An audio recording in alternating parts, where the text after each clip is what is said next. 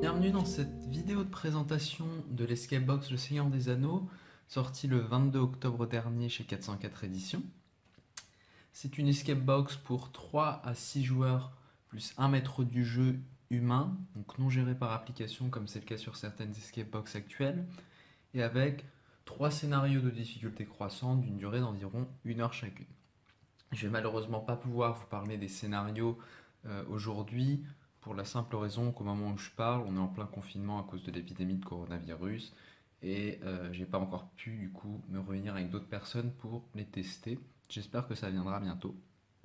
En attendant, je vous propose ensemble de découvrir le contenu de l'Escape Box. Donc on est parti.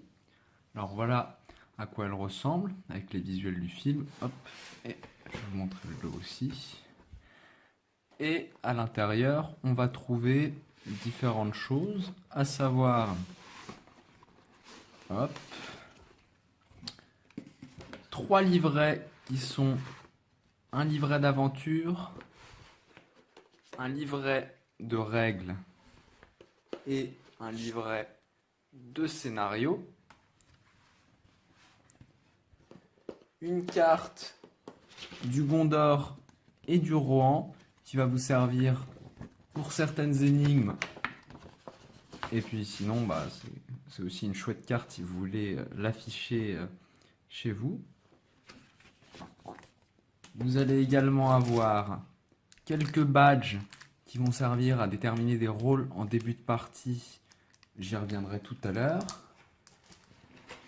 Les cartes propres à l'escape game, donc à cacher pour résoudre les énigmes, etc. Et enfin, vous allez également avoir une bande son d'environ 1 heure à télécharger en ligne. C'est une bande son de type épique, fantasy médiévale, donc ça se prête très bien à l'univers, avec quelques effets sonores en plus à intégrer dans le scénario, j'y reviendrai tout à l'heure. Alors, le premier point dont je voudrais parler, c'est de la boîte en elle-même. Je vais mettre ça sur le côté pour l'instant.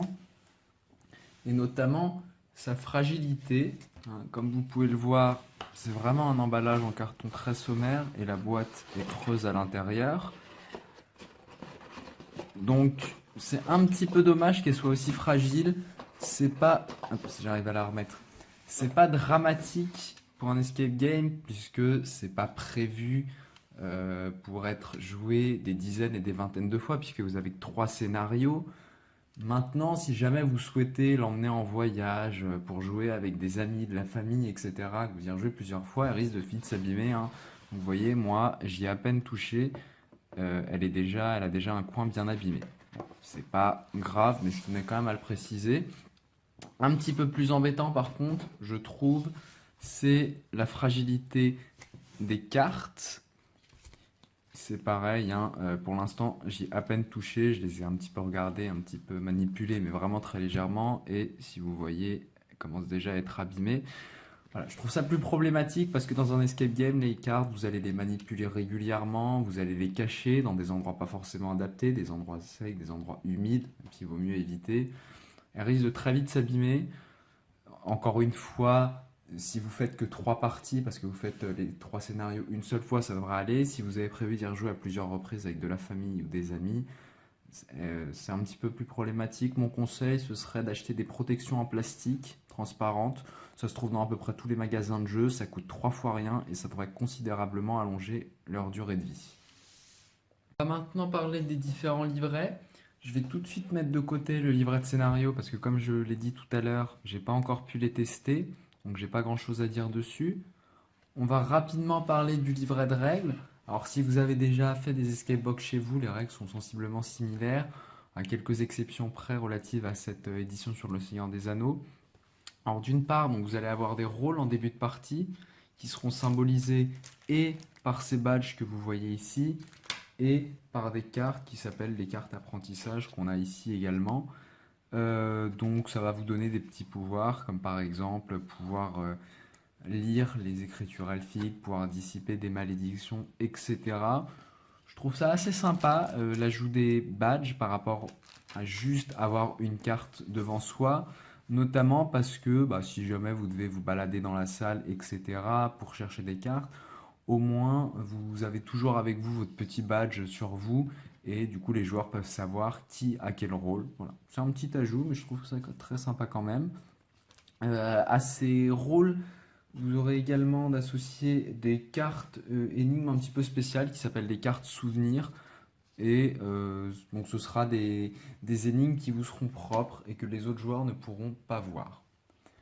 Et enfin, vous allez avoir aussi des malédictions que vous trouverez de temps en temps qui ont la forme de cartes avec un œil de Sauron. C'est des petits gages, entre guillemets. Par exemple, vous devez écrire de la main gauche si vous êtes droitier et de la main droite si vous êtes gaucher, ou vous devez vous asseoir sur une chaise et rester dessus pendant 15 minutes. Qui pourront être dissipés par un personnage. Ça rajoute un petit peu d'interaction. Et enfin, par moment, le maître du jeu pourra choisir d'aider les personnages en interprétant Gollum. Alors il pourra céder des films de Peter Jackson s'il le souhaite. Donc voilà, ça peut donner lieu à des situations assez rigolotes.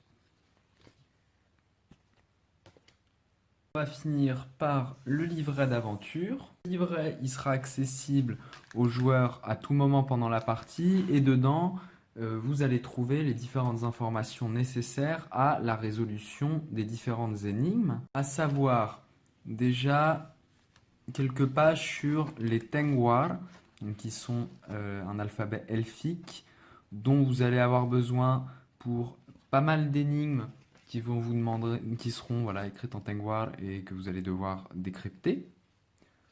Ensuite, vous allez avoir 2 pages sur une courte histoire sur Isildur, dans laquelle vous trouverez également des informations pour la résolution de certaines énigmes. Là, voilà, il faudra lire et trouver les informations dedans.